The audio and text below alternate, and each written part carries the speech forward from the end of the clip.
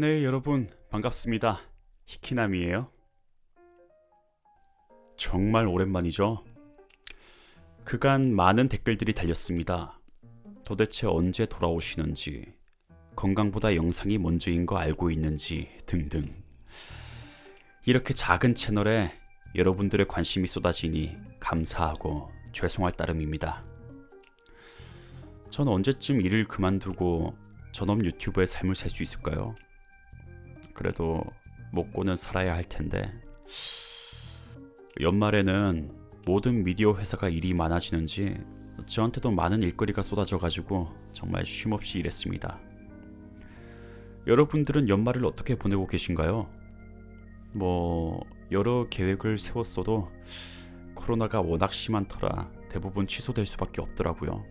저도 가고 싶었던 행사가 있었는데 코로나 때문에 일정이 취소가 되어서 아쉽습니다.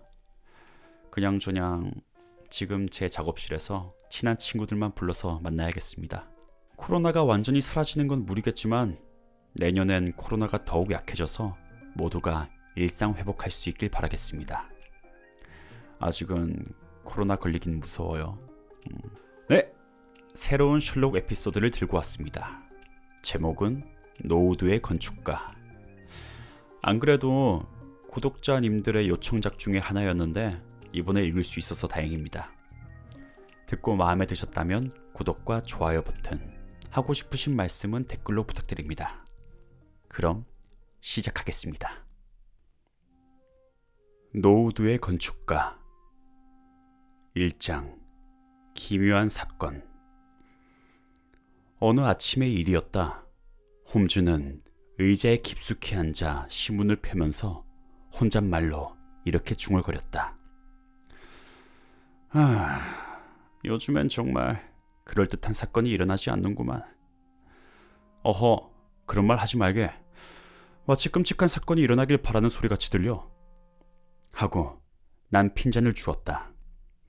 그때 아래층에서 벨소리가 들렸다. 나와 홈즈는 깜짝 놀라서 얼굴을 마주 보았다. 현관문을 두드리는 소리가 들리고 이어서 급하게 2층으로 올라오는 소리가 들렸다. 이윽고 그 발자국 소리는 우리 방 앞에서 멈추었다. 그리고 눈이 충혈되고 얼굴이 창백한 어떤 청년이 방 안으로 뛰어들어왔다. 그는 홈즈와 나를 번갈아 쳐다보더니 매우 쑥스러운 표정을 지으면서 말했다. 죄송합니다, 홈즈씨. 용서해 주십시오. 미칠 것 같아서 이렇게 달려온 겁니다. 난 존 맥플레인입니다. 그 청년은 자기 이름을 대면 자기가 이렇게 뛰어들어온 까닭을 알 수 있을 것처럼 말했다. 그러나 홈즈와 나는 도대체 무슨 영문인지 전혀 알 수가 없었다. 자, 마음을 가라앉히십시오. 맥플레인 씨, 담배를 피우시겠습니까? 여기 계신 왓슨 선생에게 진정제라도 지어달라고 할까요? 자, 우선 그 의자에 앉으셔서 어떤 일인지부터 천천히 말씀해 주십시오. 지금 당신은 내가 당신을 잘 안다는 듯이 말씀하셨지만 난 당신이 독신의 변호사로서 기침을 조금 한다는 것밖에 모릅니다. 난 홈즈의 행동에는 이미 익숙해져 있었기 때문에 그의 추리 방법을 쉽게 찾아낼 수 있었다.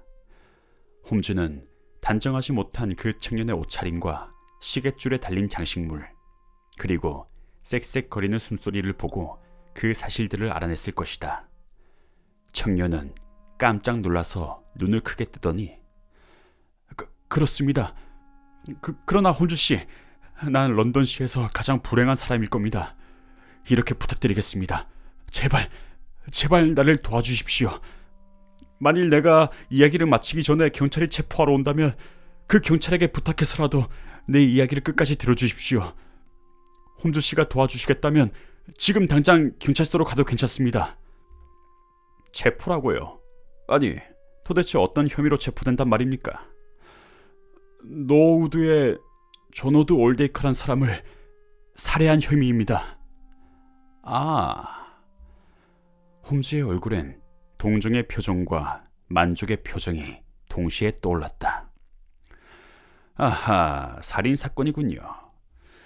방금 아침 신문을 보면서 요즘엔 놀랄만한 사건이 없다고 이야기하고 있던 참이었습니다. 맥펄레이는 떨리는 손으로 홈즈의 무릎 위에 있는 데일리 텔리그래프지를 들더니 이 기사를 보시면 내가 오늘 무슨 일로 이렇게 홈즈 씨에게 달려왔는지를 아시게 될 겁니다.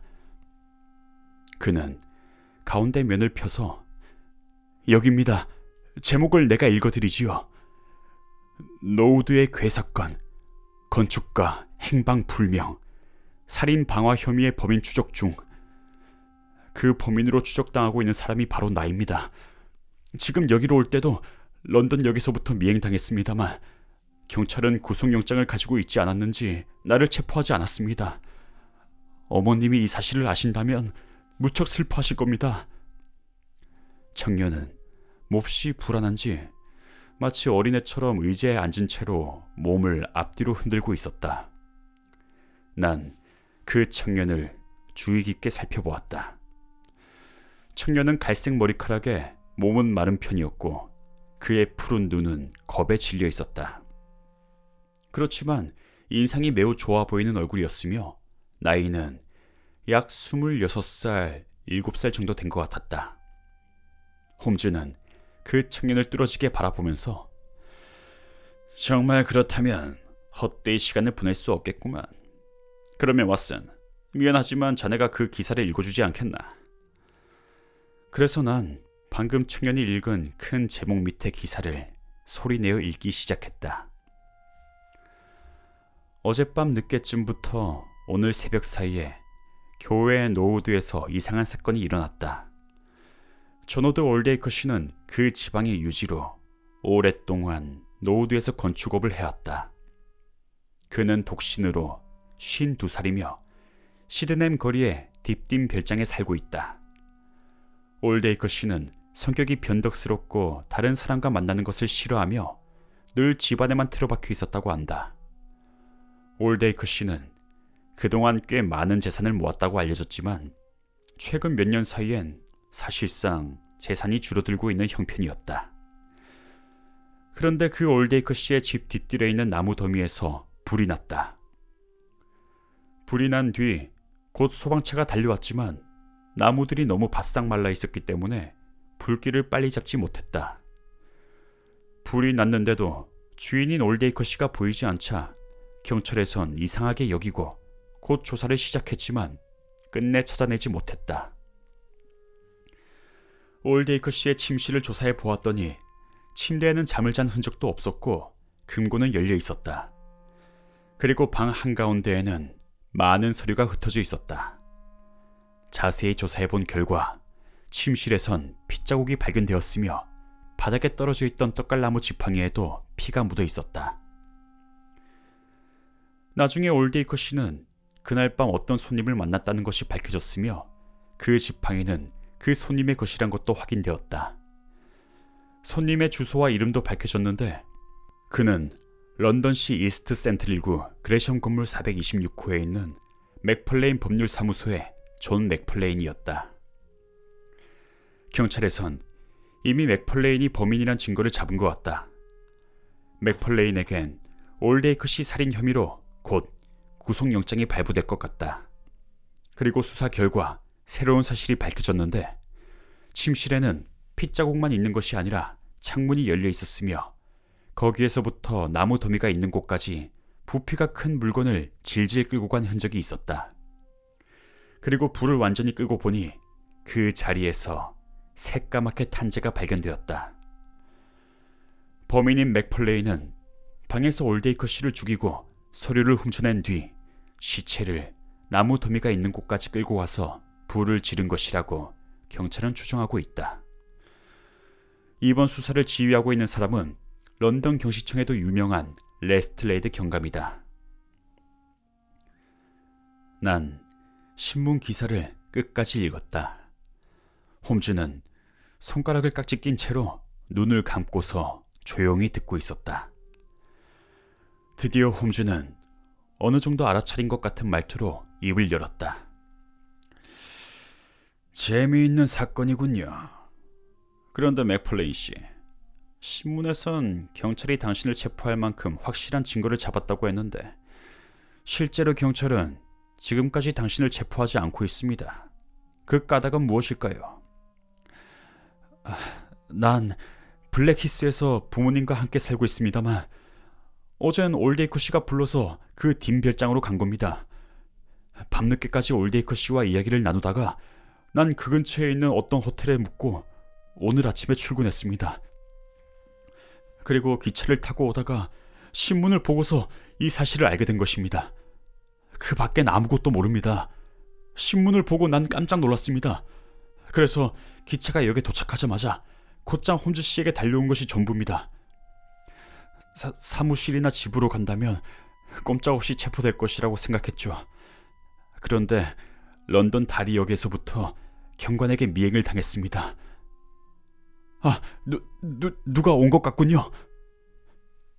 그때 아래층에서 벨이 울렸다. 이어서 계단을 올라오는 구두 발자국 소리가 들리고 홈즈와 내가 잘 아는 레스트레이드 경감이 우리 방문을 열었다. 그 뒤엔 경관 두 사람이 있었다. 레스트레이드 경감은 맥펄레인 청년을 노려보곤 존 맥펄레인, 노우드의 조너드 올데이크 씨를 살해한 혐의로 체포한다 하고 크게 외쳤다. 그 청년은 벌벌 떨면서 의자에서 일어나더니 금방 울 것 같은 비참한 표정으로 홈즈를 쳐다보다가 다시 의자에 털썩 주저앉았다. 홈즈는 천천히 말을 꺼냈다. 잠깐만 기다려 주십시오, 레스트레이드 경감. 이 청년을 체포하기 전에 몇 가지 물어볼 것이 있습니다. 1시간이면 충분합니다. 난 지금 무척 재미있는 이야기를 이 청년에게서 듣고 있는 중입니다. 경감님도 들어보시면 사건을 해결하는 데 많은 도움이 될 겁니다. 레스트레이드 경감은 이 말에 화를 내면서 더 이상 도움 같은 건 필요 없습니다. 사건은 이미 해결된 것이나 다름없습니다. 그렇지만 홈즈 씨가 우릴 도와준 것을 생각하며 야박하게 거절하진 않겠습니다. 맥펄레인 청년은 살았다는 듯이 말했다. 고맙습니다. 아무튼 내 이야기를 끝까지 들어주시길 바랍니다. 레스트레이드 경감은 자신의 손목시계를 쳐다보면서 선심 쓰듯이 말했다. 그러면 30분만 기다리겠습니다. 홈즈는 고개를 끄덕이면서 맥펄레인에게 말했다. 자, 이제 이야기를 계속하십시오. 맥펄레인은 웃는 얼굴로 홈즈를 쳐다보면서 말을 꺼냈다. 정말 고맙습니다. 먼저 말씀드릴 것은 난 조너드 올데이크란 사람을 어제까진 전혀 알지 못했단 사실입니다. 그 사람이 오래전부터 부모님과 친하게 지냈기 때문에 그 이름만은 많이 들었습니다. 그러나 요즘은 부모님도 그분을 만나시지 않는 것 같습니다. 그렇기 때문에 어제 오후 3시쯤 올데이커 씨가 런던의 내 사무실에 왔을 땐 무척 놀랐지요. 그리고 나를 찾아온 목적을 듣곤 더욱 놀랐습니다. 올데이커 씨는 종이를 꺼내서 2-3줄 정도 무어라고 쓰더니 그것을 내게 건네주면서 이렇게 말하는 것이었습니다. 이것이 내 유언장이네. 맥펄레인, 이것을 정식 유언장으로 만들어주게. 자네가 작성하는 동안 난 여기에 앉아서 기다리겠네. 그래서 난 재빨리 유언장을 만들려고 그 글을 읽다가 깜짝 놀랐습니다. 그건 올데이커 씨가 자기의 전 재산을 나에게 넘겨준다는 내용이었기 때문이죠. 내가 어리둥절해서 올데이커 씨를 쳐다보자 그는 살짝 웃으면서 얼굴을 다른 데로 돌렸습니다. 그는 몸집이 작았고 회색 눈에 흰 눈썹을 가졌는데 하여튼 그렇게 인상이 좋은 사람은 아니었습니다. 내가 계속 어리둥절해하자 올데이커 씨는 할 수 없다는 표정을 짓더니 설명해 주었습니다. 난 독신으로 일가 친척도 없네. 젊었을 때 난 자네 부모님과 자주 만났었는데 그때마다 자네 부모님은 자네가 무척 성실하다고 칭찬을 하더군. 그때부터 난 자네에게 내 자산을 물려주기로 마음먹었다네. 너무나 뜻밖의 일어난 일이기 때문에 난 고맙단 말조차 하지 못했습니다. 그러나 하여튼 유언장을 완전히 작성해서 서명을 했습니다. 이것이 그 유언장이고 이쪽은 올데이커 씨가 내게 준 초안입니다. 그리고 올데이커 씨는 이렇게 말했습니다.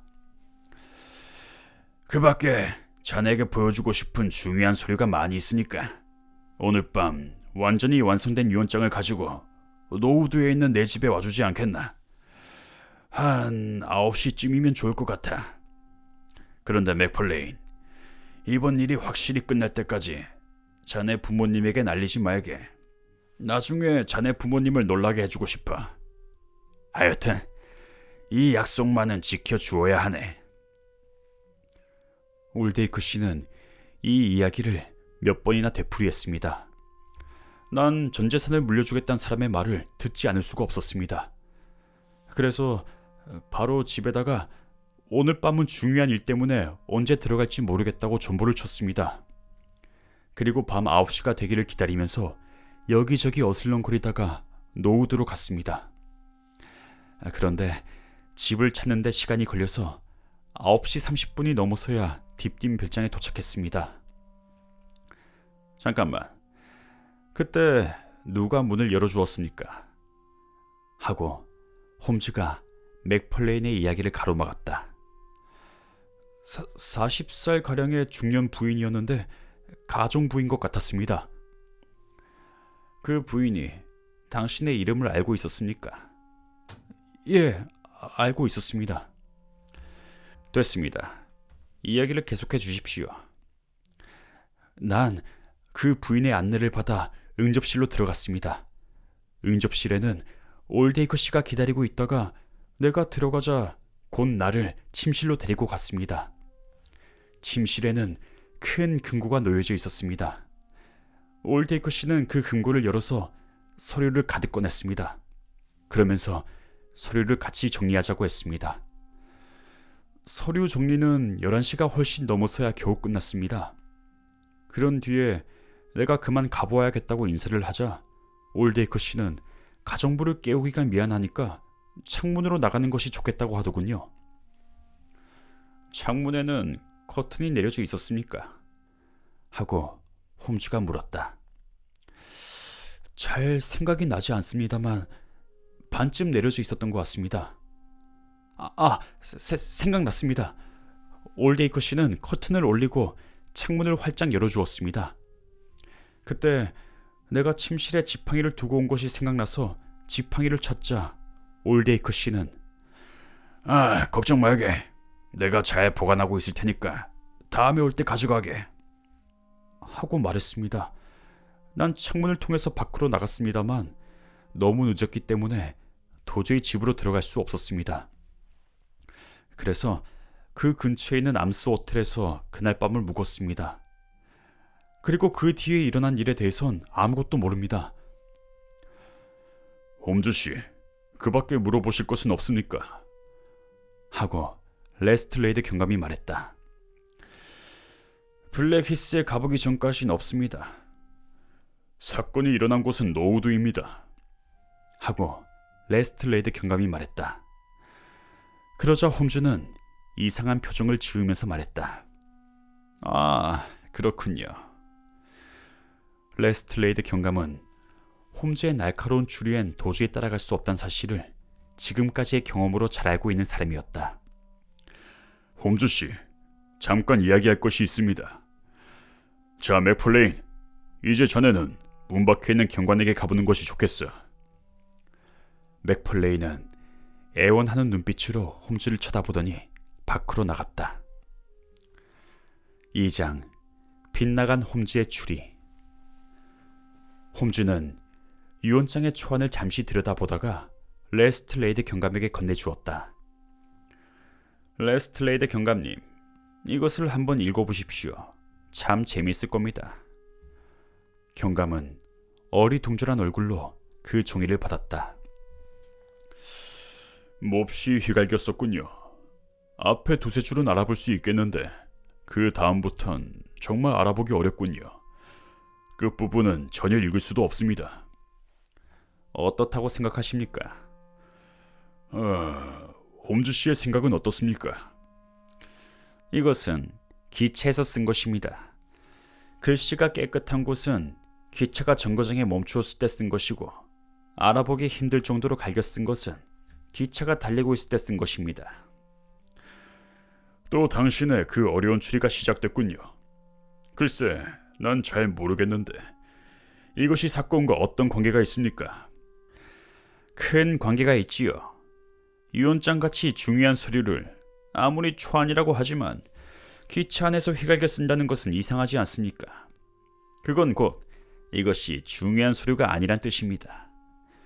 결국 올데이커 씨는 이 유언장을 진심으로 쓴 것이 아니라는 것이요. 그렇지만 맥플레이는 그 유언장 때문에 살인을 했습니다.